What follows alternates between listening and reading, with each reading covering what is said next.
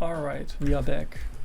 I have a bigger video planned than this one, but I can't find the time to finish it, so here's something that might still be useful. A 5-minute ramble about overboarding with Merfolk. So a long time ago I had a realization, and that realization was that my repeatedly reoccurring tummy aches weren't some kind of age-related illness. They were the result of my love for chocolate. And as I was trapped in some endless chocolate-eating tummy ache cycle that I couldn't break out of on my own, my girlfriend proposed the following solution to me. Stop eating so much chocolate. And that's where I realized that sideboarding with Merfolk is a lot like my real-life addiction. Sure, it feels super nice to bring in all the counter spells from the sideboard to stop your opponent from playing the game. But then you're losing too much pressure on the board, you run out of gas too early, you top deck bad, and suddenly you find yourself in a situation where you play MTGO multiple days a week instead of doing sports in your free time like you used to. So to prevent that, let's do some quick counting. How many cards do you have turn 3? That's right, it's 9. Or 10 if you're on the draw. Second question. How many creatures do you need to pressure your opponent? Well, 1 isn't going to cut it. A second one will get removed, so you need a third one.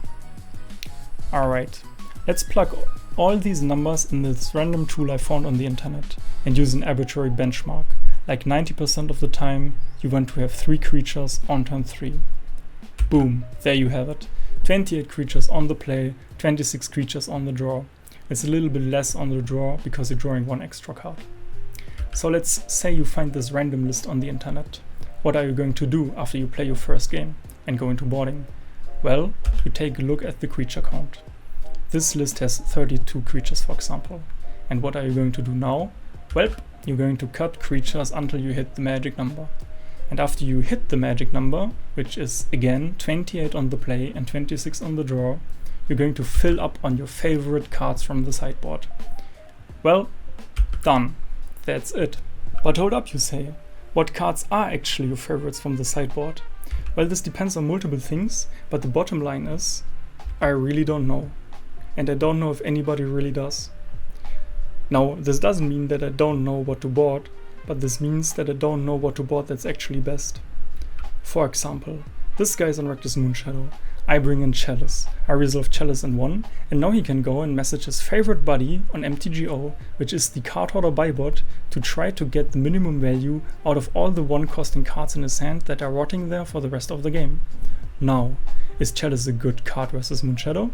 Well, it depends, because maybe your opponent is just like this guy and runs 4 meltdowns in his sideboard because he has a hate fetish for affinity that you didn't know about, and then he's going to plow through your Chalice plant game 3 right away.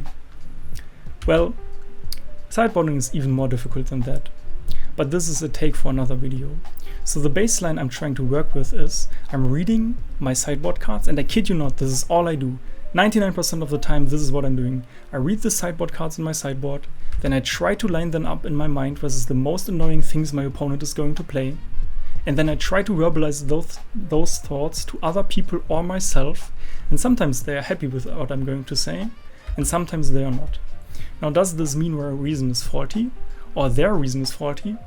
Well, I don't believe so, right? Because nobody knows your playstyle best but yourself. Nobody knows what's working for you in your past, and nobody knows what your opponent is going to do. So, if you have a reason, it's as good as any other reason to bring in a sideboard card into a specific matchup. Well, that was extremely simple, and I'm sorry if I didn't meet expectations, but I swear that's it. Thanks for listening. Hopefully this little presentation helps with the overboarding problem. I have planned something for the future, and I will see if I can work on that in the next couple of days. In the meantime, working on your one problem that you might have, which might be the overboarding thing, can't hurt, right? So have fun, and I see you next time.